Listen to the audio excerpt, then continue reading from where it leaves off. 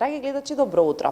10 мај се одбележува како меѓународен ден на физичката активност. Многу пати сме зборувале колку е важна физичката активност пред се за физичкото здравје, но и за менталното здравје, па затоа малку повеќе во продолжение ќе проговориме на оваа тема. Веднаш до мене е Катерина Филиповска и Иван Колачовски, кој што е терапевт. Значи ќе зборуваме со Ката малку повеќе за тоа колку е важно вежбањето, колку пати на ден, дали е подобро наутро, навечер и така натаму, а околу оној дел со рехабилитација малку повеќе со Иван, но секако вие можете да си се надополнувате едни на други.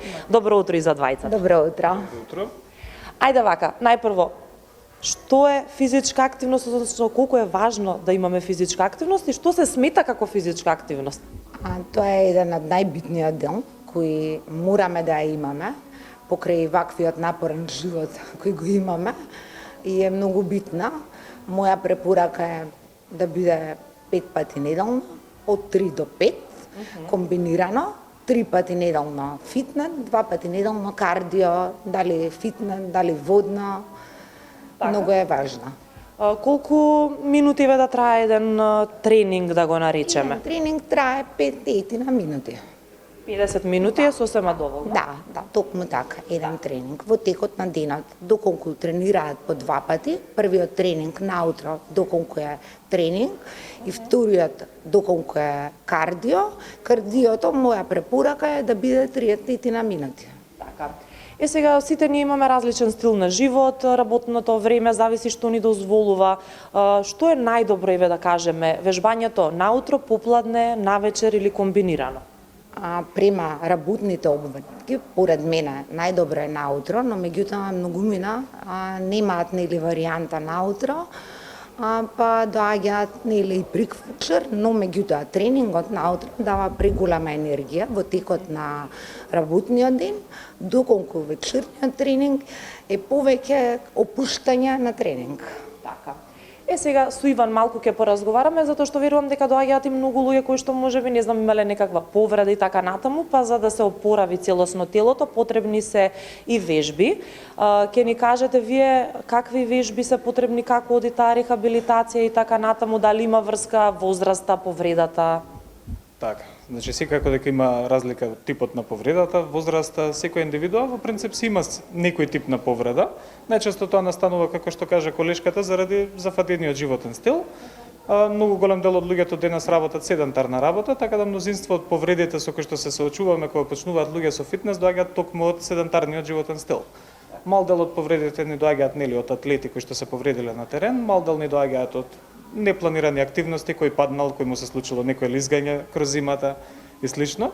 Меѓутоа се отпочнува секогаш на исти начин, значи најпрвен се отпочнува со опсегот на движење, за да можеме да се осигураме дека зглобовите може да си го направат целиот потек кој што им е наменет, а потоа започнуваме со зајакнување на мускулатурата и враќање на способноста да ги правиме активностите кои што сме ги правеле пред повредата. Какво искуство може би имате, еве некое позитивно кое што сакате да го споделите? Верувам дека има многу приказни тука кои што поминале низ оваа просторија. Тоа технички не можеме да издвоиме едно искуство, зашто тоа ни работата и кај нас генерално работата таква многу благодарна према нас и према клиентите, така да секој клиент кој што дошол со повреда бил рехабилитиран и сега е вратен на терен. Имаме многу успешно вратени спортисти кои што се во моментов во клубовите, фудбалските клубови во Македонија, имаме неколку независни планинари. Тоа се лица кои што добиле некаде препорака дека можеби нема да можат да продолжат со активности. Најдраго ни е кога ќе видиме некој кој можеме да го вратиме назад кон спортот. Така. Сега тука ќе ги споменеме суплементите. Неретко слушаме, дознаваме информации, дали треба и дали не треба и што треба да знаеме пред да почнеме со суплементи да внесуваме. Поред мене не е морално, доколку во текот на денот имаме храна богата, многу витамини и минерали, но меѓутоа има клиенти кои ми е потребно да имаат нели побрзо ефект.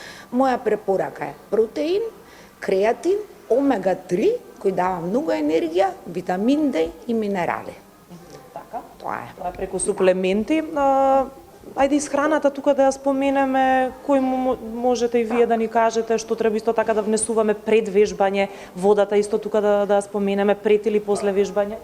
Значи, генерално водата не можеме да кажеме пред или после, вода треба да се пие. Тоа мнозинство од луѓето го забораваат или се ограничуваат со некои бројки како 2 литри дневно, додека во суштина важно е да пиеме вода кроз целиот ден. Не е важно да пиеме конкретно 2 литри наеднаш.